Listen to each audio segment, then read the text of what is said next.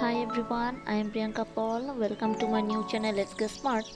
আজি মই তোমালোকৰ লৈ আহিছোঁ on the face of it important question and answers. So let's get started. তো তোমালোকে চাবা ফাৰ্ষ্ট 1 নম্বৰ কোৱেশ্চনটো হৈছে what did Derry think when he entered the garden? যেতিয়া ডেৰিয়ে মিষ্টাৰ লেম্বৰ গাৰ্ডেনত সোমাইছিলে বাগিচাত সোমাইছিলে তেতিয়া কি হৈছিলে কি কৰিছিলে when Derry entered the garden he thought it was empty আৰু ডেৰিয়ে ভাবিছিলে মিষ্টাৰ লেম্বৰ গাৰ্ডেনত কি নাই কোনো মানুহ নাই সো হি কি কৰিছিলে তাত সোমাইছিল Second number saba, did Derry come to steal anything from the garden? So yat koise je Derry kiba bostu sur korisile niki bagisa pora hey Mr. Lambert. Tetia koise Derry didn't come to the garden to steal anything. Aru tat ki kiba puno bostu suri korar karone aha nasil. Next, how old was Derry? Derry was 14 years old. Aru Derry boyoh kiman asile 14 years. So 14 bosor. Next saba, did Derry believe everything he heard? কৈছে যে ডেৰিয়ে যেতিয়া কিবা বস্তু শুনে তেতিয়া লগে লগে কি বিলিভ কৰে বিশ্বাস কৰে নেকি তেতিয়া কৈছে যে yes Derry believed everything he heard কাৰণ ডেৰিয়ে কি কৰিছে যি শুনা পায় তাকে কি কৰে বিলিভ কৰে বিশ্বাস কৰে next has Derry's attitude changed finally মানে ডেৰিৰ যিটো এটিটিউড ডেৰি যেনেকৈ পৃথিৱীখন চাইছিলে নেগেটিভলি সেইটো তাৰ এটিটিউড আছিলে সেই এটিটিউডটো কেনেকৈ চেঞ্জ হৈছিলে নে নাই So answer is yes, Derry's attitude changed finally. To Derry's ki hoisile attitude changed hoisil. Next saba, what are the sounds heard in Mr. Lamb's garden? Aru ki sound huna paisile Mr. Lamb's garden opora.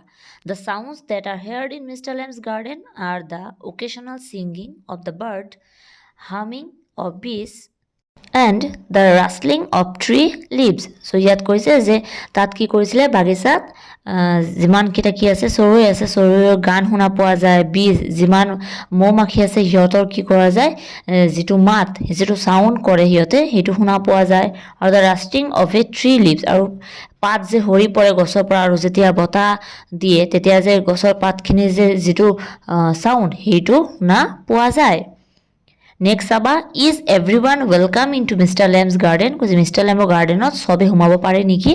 Tete Mr. Lamb's jitu attitude asle Mr. Lamb soboke humabo disil. So answer to hobo yes, everyone is welcome in Mr. Lamb's garden. So Mr. Lamb's bagisa sobor ki asile welcome soboke humabo disil. Next saba, who is Mr. Lamb? Mr. Lamb কোন আসলে Mr. Lamb is an old man with a tin leg. He lives alone in a big house with a big garden in front of it. Mr. Lamb কি আসলে old man আসলে আৰু ভৰিখন কি আসলে টিনৰ আসলে আৰু তেওঁ কি কৰিছিলে অকলে থাকিছিলে ঘৰত আৰু তাৰ বিগ হাউস ঘৰখনো ডাঙৰ আছিল লগতে তাৰ বাগিচাখনো কি আছিল ডাঙৰ আছিল Next saba, what is meant by handsome is as handsome does. So handsome is and handsome does. It is a proverb. So it meaning to ki koise. The saying handsome is as handsome does means that a person's quality can only be judged by his behavior, not from his appearance or look.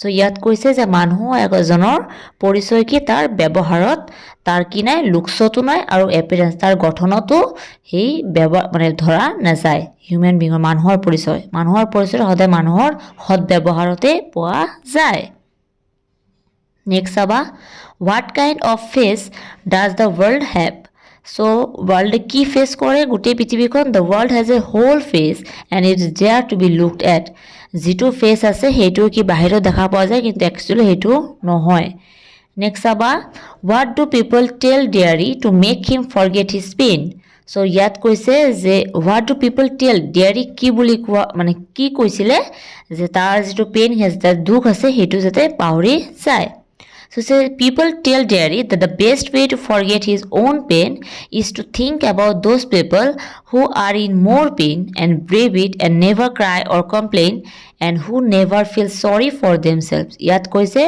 যে Derry যেহেতু নিজৰ যেটো burn face আছিল হেটো লৈ ইমান ডিপ্ৰেছনত আছিল সেই ডিপ্ৰেছনখিনি যাতে কটাব পাৰে যাতে এইটো ভাবে কটাব পাৰে যাতে তাৰ কি হৈছে তাতকে আৰু বহুত মানুহ আছে যে দুখত আছে আৰু সবত আৰু বেয়া হৈ আছে লাইফত কিন্তু সিহঁতে কি নকৰে, সিহঁতৰ লাইফৰ কাৰণে কেতিয়াও কমপ্লেইন নকৰে।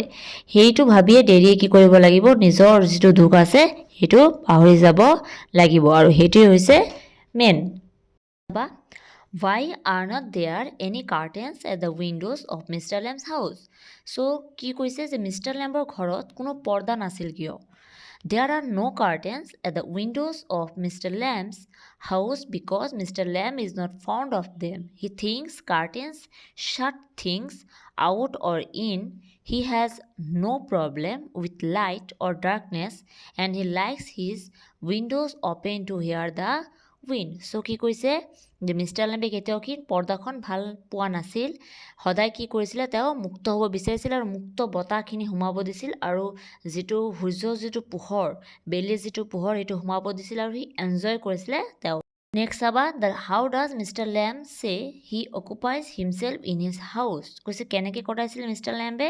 Mister Lamb keeps himself occupied in the house by reading books, doing sundry jobs and often by sitting in the sun. এই বেলিৰ পোহৰত বহি থকা পিছত আৰু কিতাপ পঢ়া, সেইটো কি কৰি দিন পাৰ কৰিছিলে সেই মিষ্টাৰ লেম্বে। নেক্সট চাবা, how does Mr. Lamb perceive things? Mr. Lamb perceive things in a positive way. Mr. Lambe সেই যে বস্তুখিনি, পৃথিৱীৰ যিমানখিনি বস্তু আছে কেনেকৈ ফেচ কৰিছিলে। So Mr. Lamb perceives things in a positive way. He tells Jerry that he is not different from others because of the scar on his face. He only needs faith in himself and desire and determination to achieve. If he sets mind to achieve something, he could even do better than other people. চ' ইয়াত কৈছে যে ডেৰিয়ে যেনেকৈ face কৰিছে, ডেৰিয়ে যেনেকৈ মানুহক মানে ইমান ভাল নাপায়, কিন্তু লেম্বে চবকে ভাল পাইছিলে, চবকে সমান কি দিছিলে, মানে বিহেভটো কৰিছিলে চবৰ লগত, আৰু সদায় পজিটিভলি দেখিছিলে যিকোনো কাৰণতে নহওক। বা how did Mister Lamb lose his leg? তেওঁৰ ভৰিখন কি কৰিছিলে, মিষ্টাৰ লেম্বে কেনেকৈ হেৰুৱাইছিল? Mister Lamb lost his leg in war, a bomb blew off his leg. So' যিহেতু যুদ্ধত হেৰি আছিলে, চ' যুদ্ধত এখন ভৰি কি হৈ গ'ল, তেওঁৰ মানে বম্বৰ জৰিয়তে কি হৈ গ'ল, সেইটো বেয়া হৈ গ'ল, সেইকাৰণে কি টিনৰ লেগটো কি কৰিছিলে, ইউজ কৰিছিল। নেক্সট চাবা, why and how did Derry enter Mister Lamb's garden? So' কেনেকৈ সোমাইছিল ডেৰীয়ে মিষ্টাৰ লেম্বৰ গাৰ্ডেনত? Derry enter the garden by climbing over the garden wall. So' বাগিচাৰ যিখন ৱাল আছিলে মিষ্টাৰ লেম্বৰ, সেই বাগিচাখনৰ ৱালটো কি কৰিছিলে, ক্ৰছ কৰিহে সোমাইছিল। He thought the garden was empty and that nobody was there in the house. আৰু ডেৰীয়ে ভাবিছিলে যে মিষ্টাৰ লেম্বক মানে সেই বাগিচাত আৰু ঘৰত কোনো নাছিল, ডেৰীয়ে সেইটো তাত সেইকাৰণে সোমাইছিল। নেক্সট চাবা, who should be friends according to both Derry and Mister Lamb? ডেৰী আৰু মিষ্টাৰ লেম্বৰ মতে কোন ফ্ৰেণ্ড হোৱা উচিত বা হ'ব পাৰে? According to both Dairy and Mr. Lamb, all people should be taken as friends. To be friends it is not necessary to know names or other particulars of people, or even to meet them regularly. People who never see each other can also retain their friendship. Dairy আৰু Mister লেম্বৰ মতে friendship হৈছে যে সদায় যে কণ্টেক্টত থাকিব লাগিব, তেনেকুৱা ফ্ৰেণ্ডশ্বিপ নহ'লেও চলে।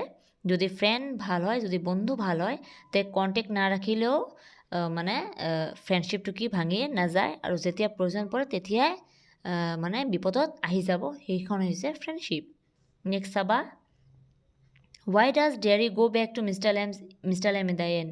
তো ডেৰী কিয় গৈছিলে মিষ্টাৰ লেম্ব লাষ্টত, মানে তো Derry went back to Mister Lamb কিয় গৈছিলে মিষ্টাৰ লেম্বৰ ওচৰত লাষ্টত, মানে গল্পটোৰ লাষ্টত এইটো দেখুওৱা হৈছে যে ডেৰী আকৌ কি কৰিছিলে, মিষ্টাৰ লেম্বৰ ওচৰত ঘূৰি গৈছিল।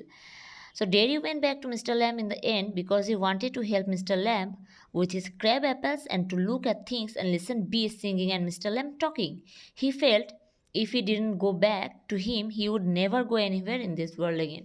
So ডেৰীয়ে ঘূৰি অহাৰ পিছত ঘৰত আকৌ ডেৰীৰ মনলৈ কি কৰিছিলে, মিষ্টাৰ লেম্বৰ সেইখিনি যিটো মানে মিষ্টাৰ লেম্বে কথা কৈছিলে, মিষ্টাৰ লেম্বৰ ষ্টৰিখিনি গান গাই এইবোৰ কি কৰিছিলে, মিছ কৰিছিলে।